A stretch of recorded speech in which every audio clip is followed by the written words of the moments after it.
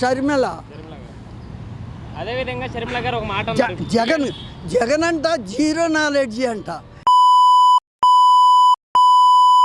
షర్మిల, నువ్వు ఆయన జగన్ని జీరో నాలెడ్జి అని నువ్వు ఎలా చెబుతున్నావు?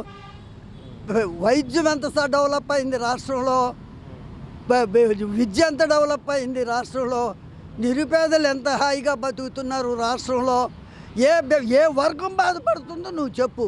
అంతేగాని జనరల్గా కాబట్టి ఇలాంటి విషయాలు మనం చర్చించుకోవటం అనవసరం. ఒకటి కుటుంబ విషయాలు అనవసరం. రాజకీయ నాయకుడిగా ఒక వేదిక ఎక్కినప్పుడు నీ ముందోడు ఏం చేయలేదో చెప్పు, నువ్వేం చేస్తావో చెప్పు. నేను నీకేస్తా షర్మిలకి ఓటు. షర్మిల ఎవరి తరపున వచ్చింది? కాంగ్రెస్ తరపున. కాంగ్రెస్ ఎప్పుడు చచ్చిపోయింది? 1982లో చచ్చిపోయింది కాంగ్రెస్. ఎవరు? ఎన్టీ రామారావు పార్టీ పెట్టినప్పుడే కాంగ్రెస్ చచ్చిపోయింది. ఈవేళ నువ్వు కాంగ్రెస్ ముసుగేసుకొచ్చావంటే కాంగ్రెస్ గెలుస్తుందనా? కాదు. చంద్రబాబు గారి తరపున కాంగ్రెస్ ముసుగేసుకొని వచ్చావు. సజ్జల రామకృష్ణ గారు కూడా ఒకే మాట అంటున్నారు, ఇది చంద్రబాబు స్క్రిప్టే, షర్మిల చదువుతుందంతా కూడా చంద్రబాబు స్క్రిప్టే అని చెప్పి కూడా అంటున్నారు వైసీపీ నాయకులు. చంద్రబాబు చెప్పే తీసుకొచ్చాడండి. షర్మిలను తీసుకొచ్చింది ఎవరు? ఎవడికి పట్టింది? కాంగ్రెస్ వాళ్ళు. ఇక్కడ ఎవడో పోటీ చేయడు, ఎవడు లేడు. ఈడే తీసుకొచ్చాడు. ఒక 5 వచ్చినా 4 వచ్చినా చాలని. షర్మిల గారు జగన్ గారికి వ్యతిరేకంగా కూడా ఎన్నికల ప్రచారానికి దిగారు. దీని మీద వైసీపీకి ఎంతవరకు ప్రభావం చూపుతుందంటారు? వైసీపీకి ఓట్లు ఏమైనా చీలే అవకాశం ఏమైనా ఉందంటారా? షర్మిల మాట వల్ల దాన్ని ఇప్పటికి ఆడ మగ అనకుండా తిడుతున్నారు, పచ్చి బూతులు తిడుతున్నారు. నేను తిట్టడానికి అనడానికి ఇల్లేదు. నా బిడ్డ లాంటిది వైఎస్ గారు. నేను చెయ్యలు పట్టు తిరిగాం. వైఎస్ గారు నేను కాగలించుకున్న ఫోటోలు మీ టీవీని కూడా ఇచ్చారు. నేను నిన్న మొన్న ఎవరో వచ్చి అడిగితే షర్మిల నా బిడ్డ లాంటిది. నేను ఆ షర్మిల గురించి ఎక్కువ చెప్పను, కానీ ఆమె మాటలు మాత్రం చాలా దరిద్రంగా మాట్లాడుతుంది. శూర్పణఖలాగా ముక్కు చెవులు కోయించుకుంటుంది. కానీ ఈ పదవి వల్ల ఆమెకి ఏ విధమైన లాభం లేదు. ఆ పదవి విడిచిపెట్టి ఆమె సౌకర్యంగా ప్రశాంతంగా జీవితం గడపడం బాగుంటుంది. ఎందుకంటే ఒక్కో శూర్పణకు ఒక్కొక్క ఇంట్లో పుడుతుంది. అయితే దాన్ని తట్టుకొని బతుకుతారు. విజయమ్మని ఎందుకు దుఃఖ పెడుతున్నావు? నీకు విజయమ్మ కావాలా? చంద్రబాబు గారు కావాలా? నీకెవరు కావాలా? నీకు జగన్ గారు కావాలా? చంద్రబాబు గారు కావాలా? నీకు దేనికి చంద్రబాబుతో సావాసం?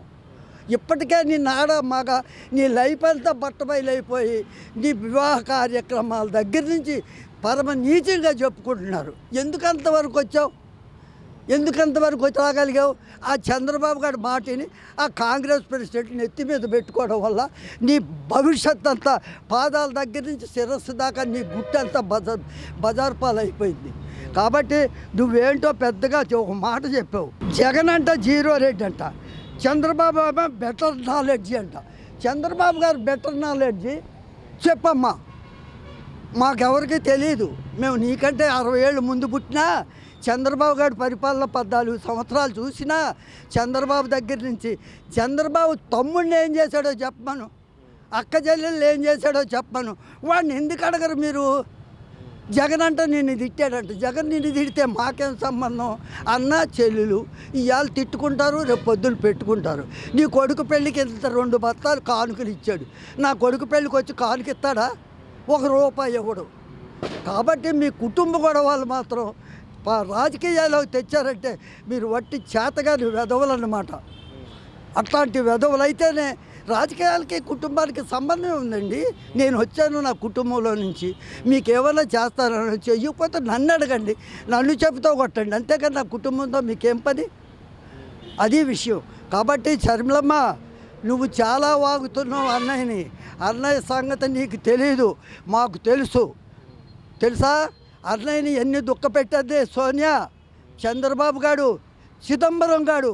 అన్న నోరు లేనప్పుడు తండ్రి చచ్చిపోయిన బిడ్డల్ని ఎన్ని అవస్థలు పెట్టి 1 సంవత్సరం 4 నెలలు జైల్లో పెట్టారు.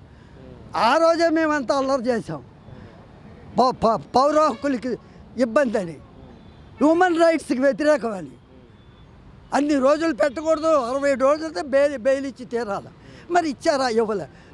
మరి తండ్రిని చంపిన కాంగ్రెస్ పార్టీలోనే షర్మిల గారు చేరారు కదా సార్. ఇప్పుడు వైఎస్ఆర్ గారి అభిమానులు షర్మిల వెంట నడుస్తారంటారా? ఎవరు నడవరండి. షర్మిల ఊరికిన దాని పరువు తీసుకోవడానికి చేరిందండి. షర్మిలకి ఓటు పడదు. అయితే ఆమె ఏమనుకుంటుందంటే నేను అనుకోవడం చెబుతున్నా, ఆ ఉద్దేశం నాకు తెలియదు. అప్పుడు అన్నయ్య జైల్లో ఉన్నప్పుడు నేను ఏదో 300 మైళ్ళు 400 మైళ్ళు 2000 మైళ్ళు యాత్ర తిరిగాను. నాకేదో ఇంత ఉందని అనుకుంటుంది. ఆ ఇంత నీకు ఎలాగొచ్చింది? నీ అన్న, నీ బాబు చేసిన పనికి మీ బాబుని చేసింది కూడా సోనియావే. కాంగ్రెస్ పార్టీలోనే చచ్చాడు రాజశేఖర రెడ్డి గారు.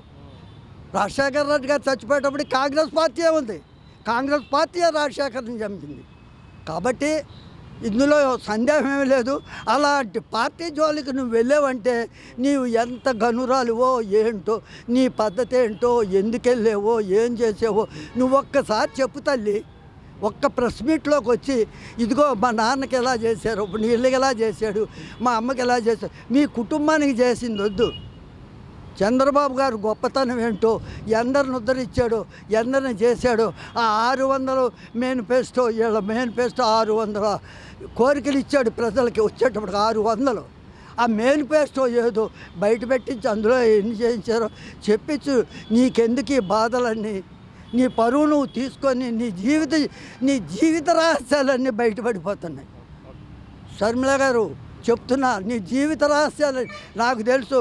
నేను అంకాలం గూడూరు అంకాలమ్మ సాక్షిగా చెప్తున్నా. గూడూరు అంకాలమ్మని తెలుసా నీకు? అమ్మ నాన్న అక్కడే పుట్టారు, అక్కడే పెరిగారు గూడూరులో, అంకాలం గూడూరులో. నేను ఆ గూడూరులో ఒక్కడిని. ధ్వజస్తంభం ఎత్తినప్పుడు, అంకాలం గూడూరులో ధ్వజస్తంభం ఎత్తినప్పుడు ఏవి సుబ్బారావు గారి ఇంట్లో 2 రోజులు భోంచేసి 2 రోజులు ఉండొచ్చా. మీ కుటుంబానికి, నీ మేనమామలకి అందరికీ నా పరిచయం ఉంది. నీ మేనత్తకి నాకు పరిచయం ఉంది. విమలమ్మ గారు పలకరిస్తుంది. నేను ఇక్కడ ఉన్నానమ్మా. నేను మీకు చరిత్ర నాకు బాగా తెలుసు తల్లి. కాబట్టి నువ్వు అన్నం గురించి దోషం ఒక్క మాట చెప్పొద్దు. నువ్వు మెచ్చుకున్నాడు, నువ్వు ఓటు ఎవరికి ఇవ్వాలనుకుంటున్నావో వాడు ఏం చేసిన గొప్పతనాలు చెప్పు. నువ్వేం గొప్పతనాలు చేస్తావో చెప్పు. నేను వస్తాను నీ వెనకాతల. అంతేకాని ఇలాంటి దరిద్ర ప్రపదాలు చేసి ఆ సోర్పడక ముక్కు చెవులు కోయించుకున్నట్టు కోయించుకోక. జాగ్రత్త.